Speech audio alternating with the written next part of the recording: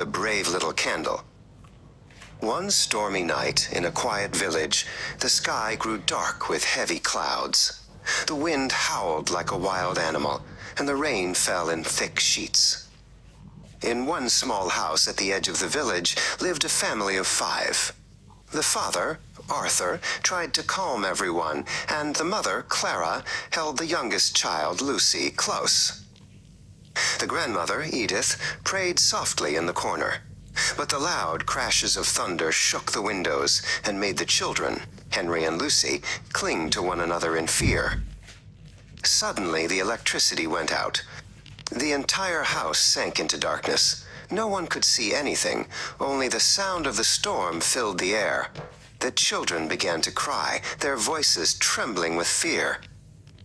Arthur searched the shelves and finally found a small candle tucked away in a drawer. It was thin, half-used, and looked too weak to be of much help. But he lit it anyway. The tiny flame flickered and wavered, fighting against the draft of the storm. At first, it seemed so small compared to the darkness that surrounded them. Yet slowly, the little flame began to push back the shadows.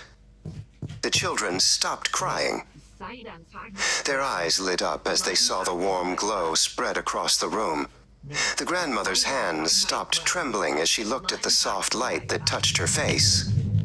The mother, Clara, smiled gently at the children and said, "See, we are not in darkness anymore." The family gathered around the candle, telling stories, singing softly, and waiting together for the night to pass. Hours went by, and though the candle grew shorter, it never gave up. It burned bravely until the storm calmed and the electricity finally returned. The family looked at the small stub of wax with gratitude. From that day, the children remembered the lesson of the brave little candle. They learned that even the smallest light can push away great darkness. Courage does not depend on size or strength. It depends on the will to shine when everything around you is dark.